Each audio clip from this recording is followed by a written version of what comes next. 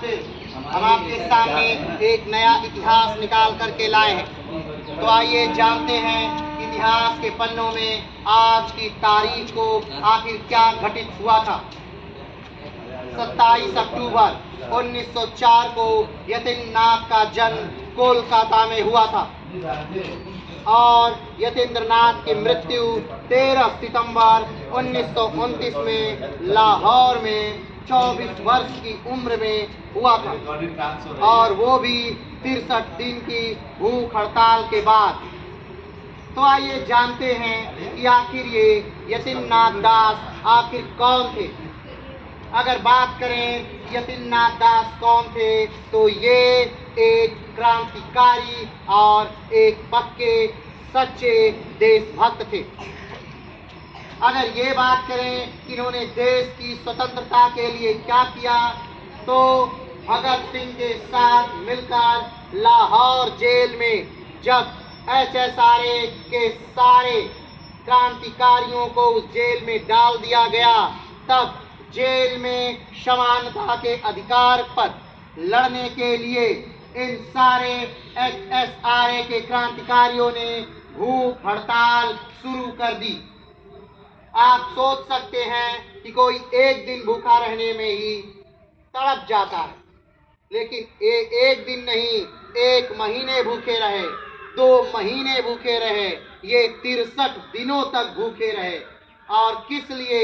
सिर्फ अपने लिए नहीं, इस पूरे देश के लिए, इस पूरे देश के लोगों के लिए और इस अंग्रेजी सरकार को उखाड़ कर फेंकने के लिए, उस समानता के व्यवहार को लागू करने के लिए जो अंग्रेजी कैदियों और भारतीय कैदियों में अंतर किया जाता था। उस समय जेल में खाने लायक रोटी, चावल और दाल नहीं दी जाती थी। उस पे कॉकरोच, चूहे ऐसे ही मंडराया करते थे। इनको बरसों तक फटे पुराने वही गंदे कपड़े पहनने के लिए दिए जाते थे। इनको खाने में भी वही पानी वाली दाल दी जाती थी। पढ़ने के लिए ना कोई किताबें, लिखने के लिए ना कोई पेन, ना कोई कापियां, कुछ भी नहीं दिया जाता। लेकिन जब जतीनदास, भगत सिंह और HSRA के सारे क्रांतिकारी जब जेल में थे तब उनको लगा कि आखिर ये 2 आंख क्यों किया जा रहा है। एक तरफ उन अंग्रेज कैदियों को वो सारी सुविधाएं दी जा रही हैं और दूसरी तरफ वही भारतीय कैदियों को कोई भी सुविधाएं नहीं दी जा रही है। तब जतीनदास जैसे लोगों ने कुछ नया खाना और अंग्रेज सरकार से मांग की कि हमें भी सारी बुनियादी जरूरतें जेल में मुहैया कराई जाएं। लेकिन अंग्रेजी सरकार के सर पर जू तक नहीं रहेगी।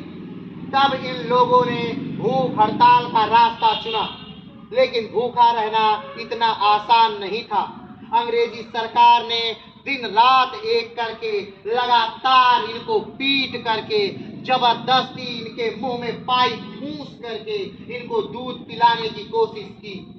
लेकिन ये क्रांतिकारियों ने उस घटना से भी लड़ना सीख लिया था और लड़े। अंततः ऐसा भी हुआ कि बहुत से क्रांतिकारियों ने सूखी मिर्च का पाउडर अपने गले में ठूंस लिया ताकि उन्हें कोई भी खिलाया पिला ना सके। सोचिए, मिर्च खाने के बाद भी जब वो चीख रहे थे, तड़प रहे थे, फिर भी उनको पानी नहीं दिया जा रहा था। लेकिन फिर भी ना वो टूटे ना वो हारे, वो अंतिम समय तक लड़ते रहे। और आपको जानकर खुशी होगी कि फाइनली HSRA के सदस्य भगत सिंह, सुखदेव, राजगुरु, जतीनदास और बहुत सारे क्रांतिकारी लड़े और जीते। सरकार को घुटने टेकने पड़े और अंततः हम जीत गए।